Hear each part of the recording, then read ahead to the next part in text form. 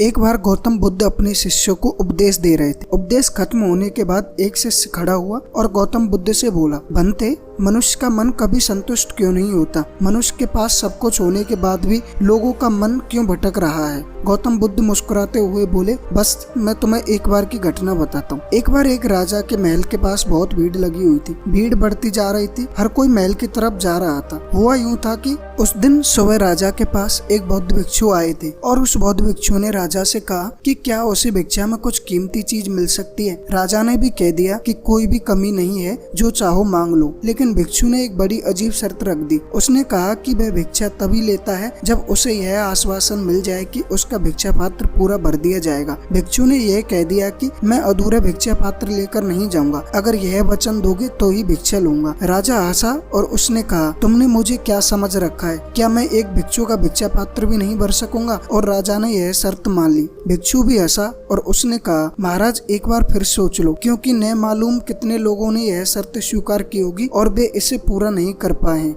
राजा ने मुस्कुराते हुए कहा और अपने वजीर को बुलाया और वजीर को बोला कि अनाज के दानों से नहीं बल्कि हीरे मोतियों से इस भिक्षु के भिक्षा पात्र को भर दो। भिक्षु ने दोबारा टोकने की कोशिश करी, पर राजा ने वजीर से कहा, समय बर्बाद मत करो, जाओ और उसके भिक्षा पात्र को हीरे मोतियों से भर दो। वजीर बहुत से हीरे मोती लेकर आया और उस भिक्षु के भिक्षा पात्र में डाल दिए। भिक्षा पात्र में डालते ही वो हीरे मोती कहीं खो गए और भिक्षा पात्र खाली के खाली रहा। सुबह से दोपहर हो गई, लेकिन वो भिक्षा पात्र खाली का खाली ही रहा। राजा को समझ नहीं आ रहा था कि आखिर यह कैसा भिक्षा पात्र है जो भर ही नहीं रहा है। दोपहर से शाम हो गई, लेकिन वो भिक्षा पात्र अभी भी खाली ही था। आखिर में राजा भिक्षु के पैरों पर गिर पड़ा और माफी मांगने लगा। राजा ने कहा, मैं माफी मांगता हूँ, बस आप इतना बता दें कि यह भिक्षा पात्र क्या है? क्या इसमें किसी तरह का जादू है या कोई और रहस्य? उस बौद्ध भिक्षु ने बताया, ये न तो कोई जादू है और न ही कोई रहस्य। एक बार मैं शमशान घाट से गुजर रहा था तो मुझे वहाँ एक आदमी की खोपड़ी पड़ी मिली और उससे मैंने यह भिक्षा पात्र बना लिया और मैं खुद भी हैरान हूँ,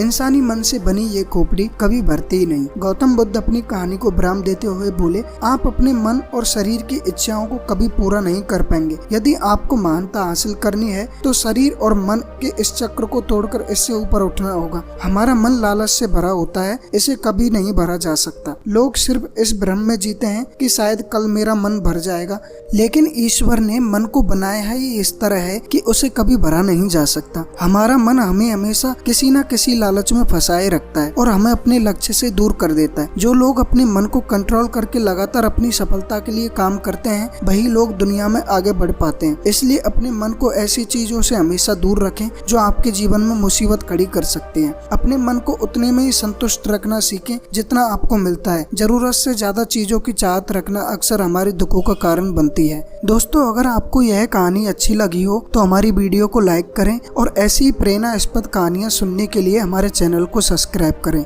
धन्यवाद।